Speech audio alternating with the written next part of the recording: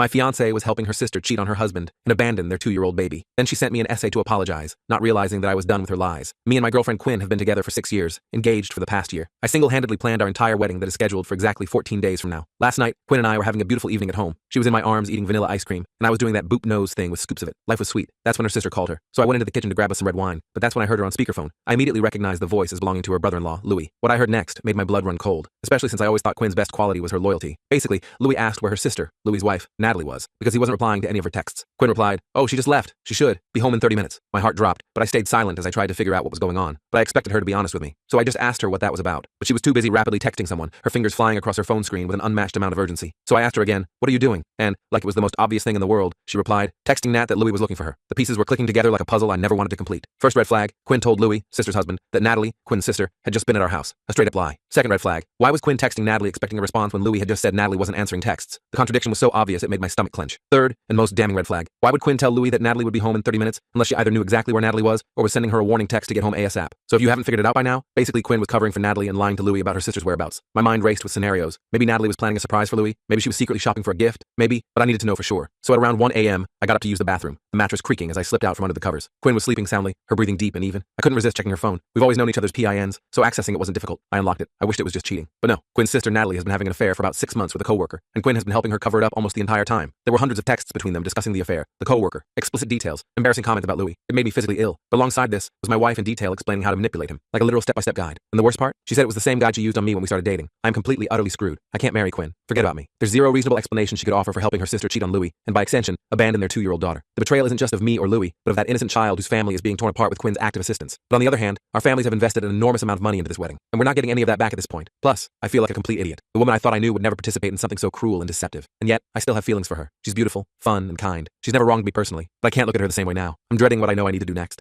The thought of confronting her, canceling the wedding, and explaining to everyone why makes me physically nauseated. But the alternative, marrying someone capable of this level of deception, is unthinkable. Edit. To be clear, I'm not looking for reasons to stay with Quinn. The wedding is off. I'm just trying to figure out my next steps and work up the courage to follow through. The pressure from everyone's expectations is crushing, but I won't give into it. I'm furious that I'm in this situation at all. Edit 2. It's 5 a.m. I have work in 3 hours, and I've barely slept. My eyes are burning, and my head is pounding from staring at my computer screen in the dark. I'm going to shower and head into work early to avoid Quinn while I process this. Thanks to everyone being supportive, and a big middle finger to the jerk suggesting I should find some good reason my soon-to-be ex-fiancé had for this behavior. There's no excuse for actively helping someone destroy their family. Edit 3. I got to work around 7 a.m. when the office was empty, and decided to start pulling off the band-aid. I called my brother CK, who lives in Australia. It was tough breaking the news because I know he spent a fortune on flights for his family to attend the wedding. The connection crackled a bit as I explained the situation, my voice breaking occasionally despite my best efforts to keep it steady. But like a good brother, he didn't mention the money once, and just supported me completely. He made a great point. You work in a job where you deal with liars and scammers every day. I don't blame you for wanting your home life to be free from that. He's absolutely right, and that's why I'm reacting so strongly to Quinn's participation in this deception. My whole career is built around spotting fraud and dishonesty. How could I possibly come home to it every day? CK suggested a solution for part of the fallout. He was planning to take his family to Florida after the wedding for some vacation time, and we were going to honeymoon there and meet up with them briefly. Now I'll just rebook everything to stay closer to him and his family throughout the trip, offering Quinn's ticket to my sister or another family member. It's not perfect, but at least it's something salvageable from this mess. I haven't had time to read all comments, but I've answered a few. Right now, I'm just making myself sick drinking cup after cup of coffee while trying to distract myself until it's late enough to contact Louis. The caffeine isn't helping my jittery nerves, but I need something to keep me alert through this nightmare. Edit 4. Just finished my morning meeting. My stomach is doing somersaults from all the coffee, and I can't focus on anything. The words on my computer screen might as well be written in hieroglyphics for all I'm able to comprehend right now. I feel like I can't move forward until I tell Louis what I know, so I'm taking a sick day to drive to his house. He's a teacher on break right now, and Natalie works 9 to 5 like me, so the timing should work. My hands were shaking as I emailed my boss, but once I hit send, a strange calm came over me. At least I'm doing something instead of just stewing in anxiety. Edit 5. I got to Louis' house around 10 a.m. The neighborhood was quiet, with only the occasional dog barking in the distance. He had just put his daughter down for a nap, and we had a long, brutal conversation in his kitchen. The cheerful yellow walls and family photos on the refrigerator made the content of our discussion seem even more out of place. Turns out he suspected the affair for a couple of months, but Natalie has been covering her tracks well, with Quinn's help and support from some mutual friends. I don't have the entire 6 months of text messages, just the screenshots I sent myself, but I shared what I had and offered to help however I could. For context, I'm a field analyst in the special investigation unit of a mid-sized insurance company, specializing in workers' compensation fraud. I know a few things about investigations and have some useful contacts. Watching Louis' face as he scrolled through the messages was heartbreaking, his expression cycling through shock, disgust, and finally a resigned sort of acceptance that suggested he'd suspected this all along. I'm now working from my laptop at Louis' kitchen table, trying to salvage what I can of the situation. I'll have to talk to Quinn tonight and start spreading the word to friends and family, now that I know I won't be blindsiding Louis with this information. So far, I've rebooked most of the honeymoon, although I had issues with Quinn's ticket because she was flying under her maiden name. The airline allowed me to cancel for a partial refund, and I rebooked for my sister who will join her brothers and nieces in Florida in a couple of weeks. The customer service agent sounded sympathetic when I explained I was canceling a honeymoon, but I'm sure she's heard every excuse in the book. I'm holding off on canceling the venues until after I talk to Quinn, as I don't want to tip anyone off until Louis has a chance to confront Natalie. But I'll be letting my family and friends know this afternoon and asking them to keep it quiet for now. The thought of making all these calls makes my chest tighten, but it needs to be done. I'm in full crisis mode, canceling what I can and heading to the bank soon to open a new account and sort out my bills, pay. The financial entanglement feels like a chain around my ankle, but I'll deal with it step by step. As for finances, the mortgage is in my name since Quinn and I weren't married yet, but she contributed about $20,000 to the $60,000 down payment. I'll probably have to pay her back that money plus a portion of the mortgage payments for the past 16 months, but it could be worse. At least we don't have children to consider in this mess. Update. It's about 8:30 p.m. now, and I'm riding from my buddy Moose's house. He's a former coworker who works in the same field as me. His place is sparsely furnished but comfortable, the kind of bachelor pad that suggests he spends most of his time working rather than decorating. Earlier, Louis asked for my help finding out who Natalie was cheating with. All we had was a first name. Let's call him Corey. Strangely, I couldn't find him through Natalie's LinkedIn connections, which seemed odd for a workplace affair. Her profile showed dozens of connections, but no one named Corey jumped out at me. Louis mentioned that Natalie was supposedly going for after-work drinks tonight and wouldn't be home until 9 to 10 p.m. He didn't have to spell out his suspicions. I told him I'd help, but that he needed to come with me, and I contacted my buddy Moose to meet us later. I figured having a third person who wasn't emotionally involved would be helpful, especially someone with Moose's investigative experience. First, we dropped Louis' daughter at his parents' house. She was sleepy and confused, clutching her stuffed elephant as Louis explained she was having an impromptu sleepover with Grandma and Grandpa. Then we went to Natalie's workplace, one of those commercial strip malls with nondescript offices and a large parking lot. We found Natalie's car, and Louis used his spare key to unlock it so we could place a voice-activated recorder and GPS tracker inside. I felt a little dirty doing this, but my loyalty was to Louis in this situation. We parked down the street and waited for Moose to arrive. About 20 minutes later, he joined us in the car, bringing coffee and sandwiches that none of us had much appetite for. An hour after that, Natalie emerged from her office with 2 female co-workers and a tall, younger guy with sandy blonde hair. They were openly holding hands. She wasn't even trying to hide it. I took several photos from the car, then waited for Natalie to leave in her car before following her, keeping a discreet distance to avoid detection. She drove to a nice bar and grill in an upscale area. I drove past her as she was entering the establishment, found a parking spot, and went over the plan with Louis and Moose. The parking lot lights cast long shadows across our faces as we discussed our next steps. We sent Moose in first, since no one would recognize him. His job was to get compromising photos and to be my alibi. Louis and I waited in the car for about 20 minutes until I started receiving texts from Moose. Photos of Natalie and the guy making out in front of their female co-workers, her hand on his thigh, his arm wrapped possessively around her shoulder. Louis was devastated to confirm that his suspicions were correct and that these co-workers were helping Natalie hide the affair. His hands trembled as he handed my phone back to me,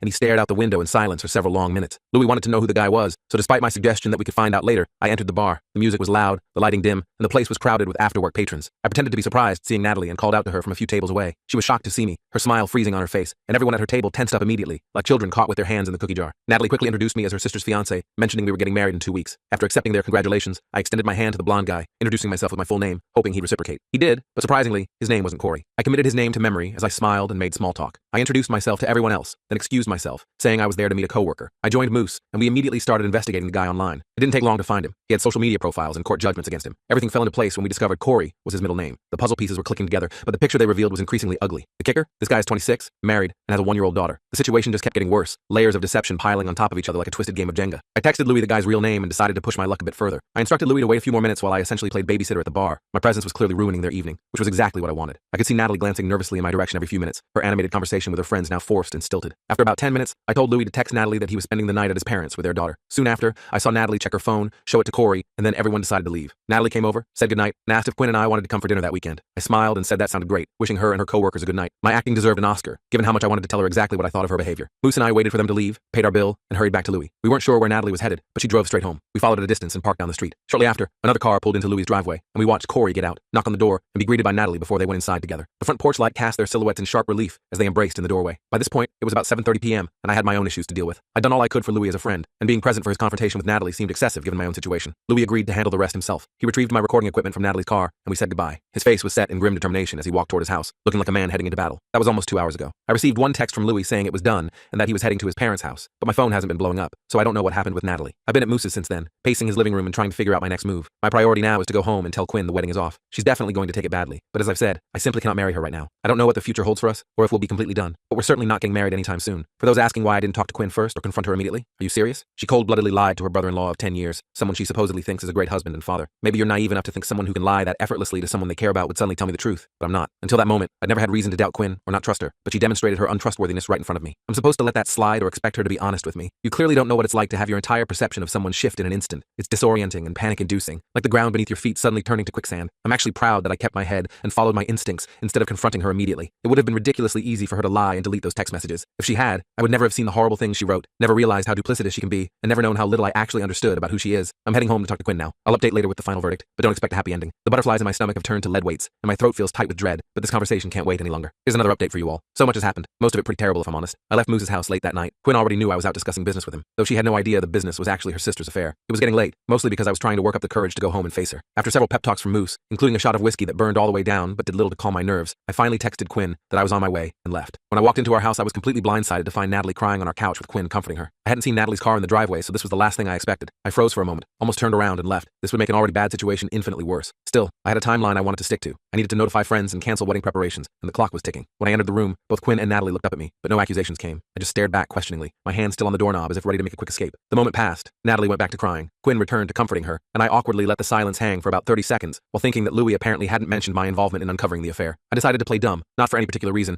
except to see how Quinn would react. I sat in a recliner, put down my laptop bag, and pretended to fidget with my phone before asking what was going on. The ticking of the wall clock seemed unnaturally loud in the tense silence. Natalie just continued crying, her mascara leaving dark tracks down her cheeks, but Quinn looked at me and said, "Louis is divorcing Nat." I pushed forward with the obvious question, "What for?" My voice sounded strained even to my own ears. Quinn stopped patting Natalie's back and gave me this strange look, like a child being told to eat vegetables they hate. Natalie shot Quinn a look that spoke volumes, and after a pregnant pause, Quinn finally said, "She cheated on him." This response floored me. It wasn't what I expected at all. Yes, the cat was out of the bag, but she could have feigned ignorance or worded it differently, like Louis accused Nat of cheating. Instead, she confirmed it outright, no hedging or minimizing. Natalie wasn't happy about this. She seemed to crumple into the couch, making a strange combination of a sigh and sob. I wanted to press further, but must have stammered a bit, which Quinn likely interpreted as shock, and she would have been right, just not in the way she assumed. "Did you know?" I asked. Quinn didn't speak, just nodded while continuing to rub her sister's shoulder, her eyes never meeting mine. I didn't hesitate with the follow-up. "How long?" The answer came more easily than I expected. 6 months. I was shocked by her casual admission. Natalie was shocked too. She smacked Quinn's hand away like it was a hot iron on her skin. Even Quinn seemed startled at her own candor, her eyes widening slightly as if she couldn't believe what she just said. I leaned back in the recliner and rubbed my face, feeling the stubble I hadn't bothered to shave that morning. Time to rip off the entire band-aid. "We're not getting married." Both sisters stared at me in stunned silence before simultaneously asking, "What?" The synchronized reaction would have been comical in any other situation. I stood up and repeated myself, "We're not getting married. I can't marry someone who would cover up adultery, especially for 6 months." Quinn jumped off the couch and opened her arms in disbelief. I just put my hands up defensively, feeling like I needed a physical barrier between us. "I'm serious. I don't like this at all. I don't like that you participated in this, and I can't marry you feeling the way I do. It would be a mistake." My voice grew firmer with each word, as if trying to convince myself as much as her. The waterworks started immediately. Even Natalie's mouth dropped open in shock. Quinn wailed, accused me of not loving her, appealed to my sense of duty, mentioned the lost money, the inconvenience to our friends, the embarrassment, all things I'd already considered, but it hit differently hearing them through her sobs, each word like a knife twisting in my gut. Then I made a big mistake. To convince Quinn of the finality of my decision, I blurted out, "Look, I already canceled the honeymoon. It's not happening." I knew it was a bomb the second it left my mouth. Natalie, always quick-witted, immediately connected my statement with my appearance at the bar earlier. "You son of a bitch!" she screamed, lunging across the room at me, her face contorted with rage. I'm not a small guy, but the force of Natalie's attack had me staggering backward. I barely got my hands up before she started clawing at my face with her fingernails. I nearly dropped my phone but managed to push her away, shouting, "Natalie, get off me!" "Quinn, control your sister." Natalie tried to lunge again, but surprisingly, Quinn did exactly as I asked, wrapping her arms around Natalie's waist and holding her back. The coffee table between us acted as a barrier, but Natalie was still straining against Quinn's grip, her eyes wild with fury. I pointed at Natalie and yelled, "Get out right now or I'm calling the police!" holding up my phone for emphasis. My heart was pounding so hard I could feel it in my throat. Quinn begged us both to calm down. "OP, she doesn't have anywhere to go right now. Louis took her car keys." Her voice was shrill with panic as she struggled to maintain her hold on Natalie. That explained the absence of her car, but I didn't care. I was completely done with Natalie and wanted her to know it. I marched to my home office, locked the door, and called the police. I told them I'd been attacked by my fiance's sister and had locked myself in my office, that I was bleeding from my face. Natalie had scratched me pretty badly near my left eye. My vision was blurry, and I feared for my safety. I even claimed to have recorded the entire altercation, an embellishment I felt was justified given the circumstances. As I finished the call, Quinn started knocking on the door. "OP, please come out. We need to talk about this. And please, I love you. Don't do this." And even Natalie is sorry and wants to apologize. I'm pretty sure that last one was a lie, but Quinn was clearly panicking. I ignored her, and her attempts to coax me out ended when the police arrived at our front door, their arrival announced by the sharp, authoritative knocking that echoed through the house. I heard Quinn talking to them and decided to come out. There were 2 male officers, one younger, maybe Quinn's age, with a fresh-faced earnestness, and an older one who looked generally annoyed with life, like he'd seen this scenario play out dozens of times before. I introduced myself, pointed at Natalie, stated she had attacked me, and offered to show them the recording I claimed to have. The younger officer asked if I wanted to press charges. I said yes. He asked again, and I repeated myself more firmly, feeling my patience wearing thin. When he seemed about to ask a third time, I snapped, "Yes, damn it, I want to press charges. I have video evidence and this is going to court, or I'm calling your supervisor to come handle it himself." They seemed surprised that I knew who their boss was. But in my line of work, I interfaced with local law enforcement regularly. The scratches on my face were stinging, and I could feel a trickle of blood near my eye, reinforcing my determination. I was getting seriously agitated, and while I understood what these officers were thinking, I completely disagreed. The facts were clear. Natalie had assaulted me in my own home, and I wanted her gone. Thankfully, they didn't escalate the situation further. They handcuffed Natalie and put her in the patrol car while she screamed and cried hysterically. Quinn wasn't much better,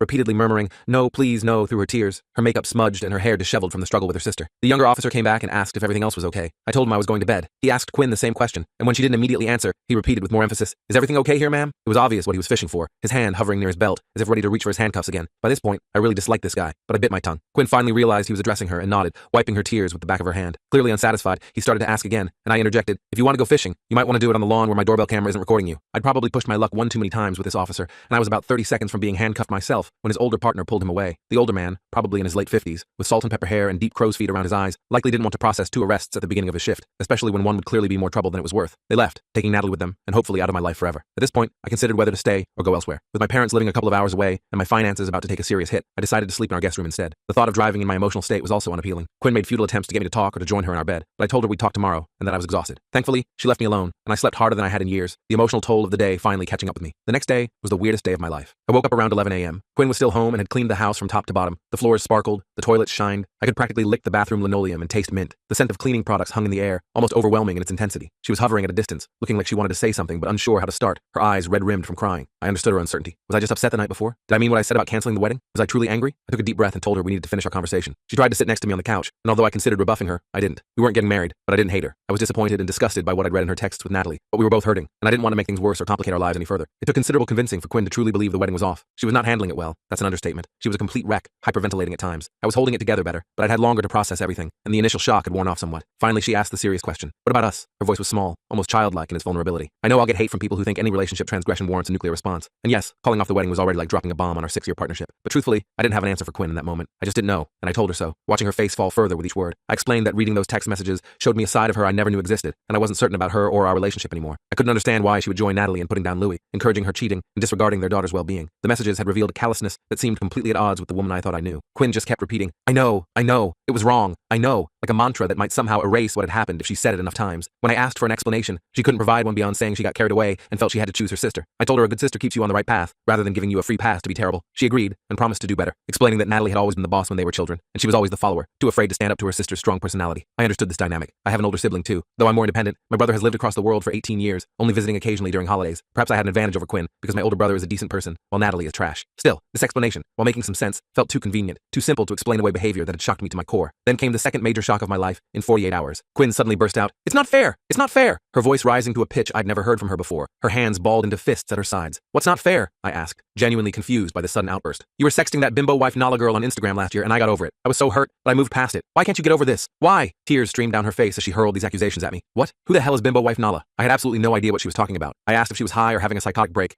I know, but I genuinely haven't been sexting anyone, especially not some Instagram model with a ridiculous name that sounded more like a cartoon character than a real person. I protested loudly while Quinn yelled through tears, claiming she saw the messages last year and decided not to confront me because I had stopped. Apparently, she'd been checking my social media accounts from my home computer when I was at work, which should have been incredibly boring since I only have family and a few work friends on there, and I rarely post anything. I offered to let her log into all my accounts and check for herself, but she just called me a liar, a pervert, and worse. She started throwing things at me. First a decorative pillow, then a TV remote that narrowly missed my head and cracked against the wall. When things got out of hand, I warned her that if she threw one more item, I'd have her removed from the house just like her sister. She swore at me and stomped off to the master bedroom, slamming the door with enough force to rattle the pictures on the walls. By this point, I was utterly confused. I went to my office, started my computer, and typed bimbo wife Nala into Google. Sure enough, there was an Instagram, Twitter, Reddit, and an OnlyFans account under that name. I clicked on the Instagram link and found an extremely busty woman who was clearly pushing the limits of science and technology. And guess where she was from? Australia. Remember all those nice things I said about my brother CK? Well, he stayed with us last Christmas, flying in from Australia. I had told him, sure, go ahead and use my office computer if you have jet lag. Apparently, after his wife and kids went to sleep, he was logging into social media or OnlyFans and sexting with this woman. The pieces clicked into place with sickening clarity. I wanted to call CK immediately to confirm my suspicions and give him an earful, but it was 2 to 3 a.m. in Australia, so it would have to wait. I was just crawling the walls trying to process everything. I felt completely let down by everyone. My fiance, her sister, and now even my own brother, whom I'd always looked up to. It was like the foundations of my life were crumbling beneath me. For a brief moment, I tried to connect Quinn's discovery of CK's activities with her behavior regarding Natalie's affair, but the dots didn't quite connect. Maybe she's more tolerant or forgiving than I am, which is why she didn't confront me when she saw this. If she had, I could have explained the truth and shared my stance on these matters, which might have positively influenced her later actions. Or maybe it wouldn't have mattered. I just don't know. The whole situation felt like a tangled web of deceit with no clear path forward. This post has become a novel, and I've spent most of the morning writing it when I should be working. I feel better getting it off my chest,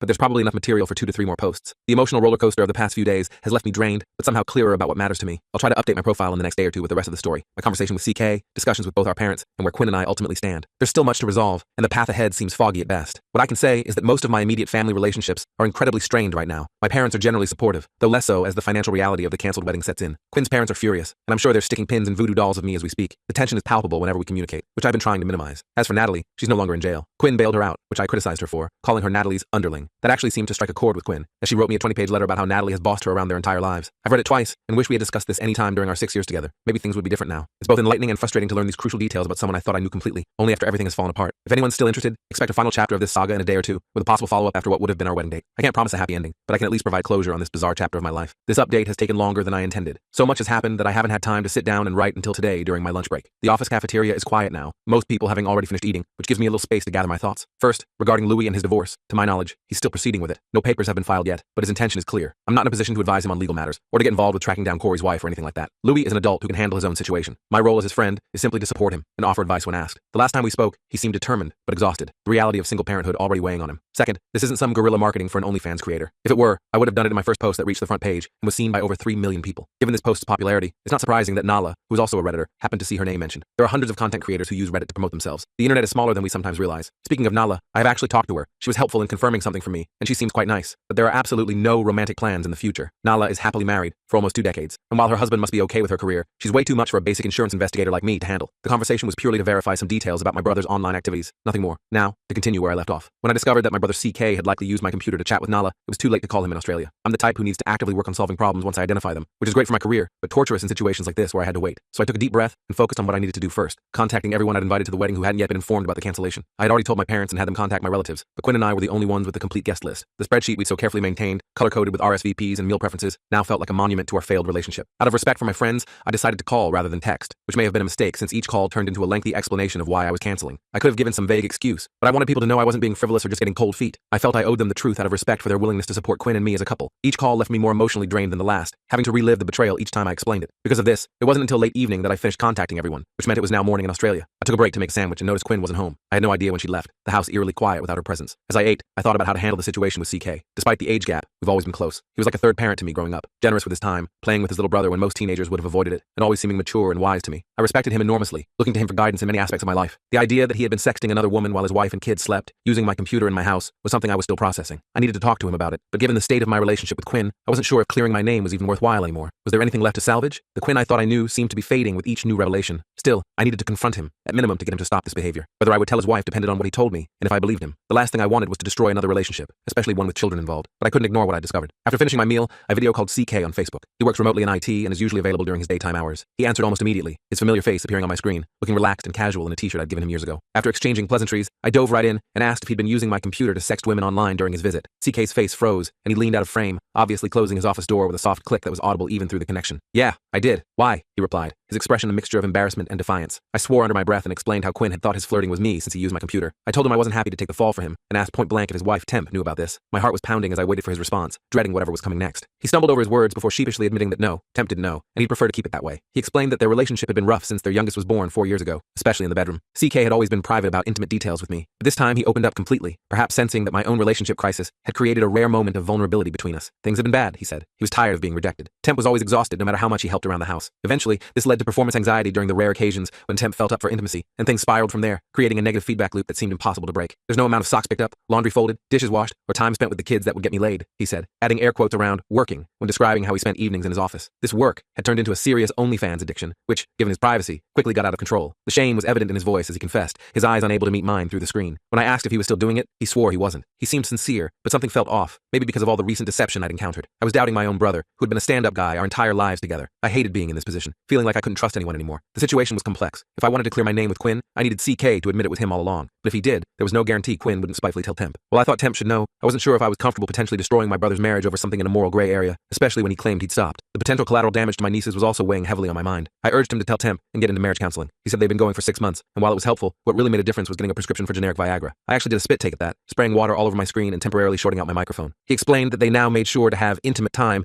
at least a couple of times weekly, and the medication had cured his performance anxiety to the point where they both looked forward to spending time together after the kids went to bed. His message was essentially, things are finally going in the right direction. Please don't ruin this for us. I really didn't want to be in this position, not just for CK and Temp's sake, but for my nieces as well. If what CK told me was true, I could be throwing a firebomb into a relationship that was starting to heal, with unpredictable consequences that would affect multiple lives, not just his. So, it may disappoint some people, but I decided to wait and see. I was going to meet him in person in a couple of weeks, and once I got him alone with a few drinks, I planned to get to the bottom of this. It seemed like the best approach for now, allowing me some time to process my own situation before potentially creating another crisis. That night, I went to bed early and didn't see Quinn until the next morning. She looked haggard, clearly sleep-deprived, with dark circles under her eyes and her normally shiny hair flat and lifeless. I asked where she'd been, mostly out of habit after 6 years together. She told me she'd gone to the courthouse for Natalie's arraignment to post bail, then driven her to their parents' house and spent the night there. She emphasized how horrible it was having to explain to her parents that I'd called off the wedding, her voice breaking as she recounted their shocked expressions. I asked if her parents knew why, and she snapped, "Of course they do," her tone suggesting I was an idiot for even asking. By this point in the ordeal, I was losing my composure. I bit back. "Are you going to move back there so they have both daughters at home now?" The words came out sharper than I intended, laced with the frustration and exhaustion of the past few days. It was childish and petty, but her bailing out Natalie irritated me tremendously. After everything that had happened, she was still enabling her sister's behavior, still putting Natalie first. "You don't need to be an ass about this," she retorted, her hands on her hips, her posture defensive. "And you don't need to be Natalie's effing underling," I shot back, the word underling coming out with particular venom. I saw Quinn visibly flinch at this comment. It had clearly struck a nerve, and her eyes welled up with tears, which helped cool my temper. I hadn't meant to hurt her, just to make her see how she was being manipulated. We stood silently in our living room for a minute or two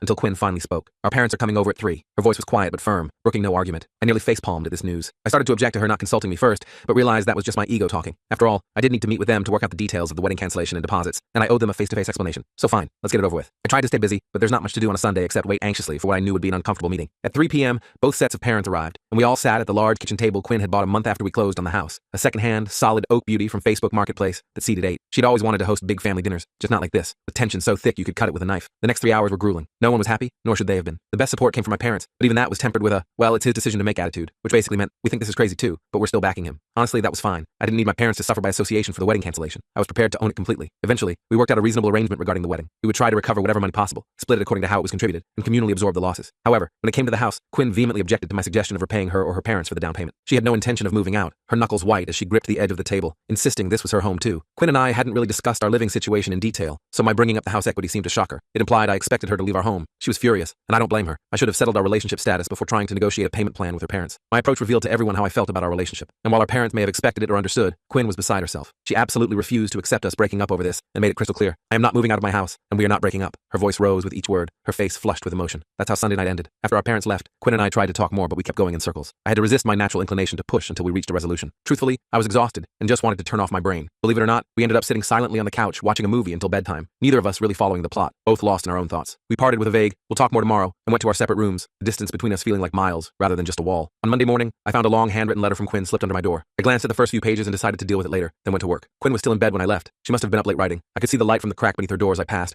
but I didn't knock, needing some space to clear my head. At the office, I rescheduled some meetings and started calling venues and vendors. The results were mixed. The caterers insisted I pay most of their fees, claiming they had ordered the food already. I argued that they couldn't expect me to eat week-old steak, but they wouldn't budge. The catering manager seemed determined to extract as much money as possible, her voice dripping with fake sympathy that made my skin crawl. Conversely, the DJ was incredibly kind and refunded almost everything, even offering recommendations for future events when the time is right. The variance in human decency never ceases to amaze me. Throughout the day, between calls and work, I read Quinn's letter. Since it was 20 pages long, I'll summarize. Since childhood, Quinn has been bullied by Natalie, and her coping mechanism was to go along with whatever Natalie wanted or wanted to hear. This pattern became her general operating principle. She feared rocking the boat, causing problems, or even voicing opinions. Years of this treatment had left deep scars that affected how she related to everyone in her life, not just Natalie. Reflecting on this, I realized that Quinn had been almost too perfect as a girlfriend. She never disagreed with me, never prioritized her plans over mine, never strongly advocated against anything I wanted to do. She went out of her way to appear useful, and generally acted like a yes woman in our relationship. We never even had a minor disagreement in 6 years until now. It was as if she had been so afraid of conflict that she'd suppressed her own needs and desires to keep the peace. This sounds ideal, until it's not. I couldn't shake the feeling that Quinn has deep-seated insecurity and a compulsive need to please others. Looking at it this way, I realized that despite being with Quinn for 6 years, I don't actually know her very well. She's created an image around herself that's really just a mirror, reflecting what she thinks people want to see. In our relationship, she's played the role of the perfect girlfriend without letting me see who she truly is. I can't even say that what I saw in those text messages represents the real Quinn. It's likely just another reflection, this time of Natalie with all her flaws. When with Natalie, Quinn becomes a version of herself that mirrors her sister's worst traits, perhaps hoping to gain approval or avoid confrontation. It may sound strange, but our relationship feels unequal. Perhaps she loves me for who I am, for how transparent I am with my thoughts and feelings, but maybe I only love her for the mirror she holds up to my face. It's a wispy, elusive concept I'm still trying to grasp. Do I even know the real Quinn? Has she ever allowed herself to be truly known by anyone? All I know is that in the last few days, I've learned more about Quinn than in the previous 6 years. Her letter gave me the first real glimpse into her childhood and the forces that shaped her into the person she is today. The vulnerability in her handwritten words felt more authentic than anything I'd experienced with her before. That night, we talked more about this, her childhood, her behavior patterns. We concluded that she needs help. She's a grown woman stuck acting like a child, too afraid to displease anyone for fear of facing her sister's wrath, her parents' disapproval, or losing love from those she cares about. She agreed to look into therapy, acknowledging that this pattern had damaged not just our relationship, but her entire life. This is no way to have a relationship, and I feel more confident than ever that calling off the wedding was the right decision. In fact, it couldn't have been more correct. We need time to figure out who we are individually before we can decide what we might be together. That night, after our talk, I went to bed with much less anxiety than I'd felt in days. There were still enormous challenges ahead, but at least now I felt like I was facing them with open eyes. If you've made it this far through this wild journey, thanks for listening. As crazy as all this has been, I'm starting to find clarity in the chaos. I'm not sure what the future holds for Quinn and me, but for now, I know I've made the right call, even if it was the hardest decision of my life. Sometimes the most painful choices are the ones that lead to the most growth. I just hope we both emerge stronger from this crucible, whether together or apart.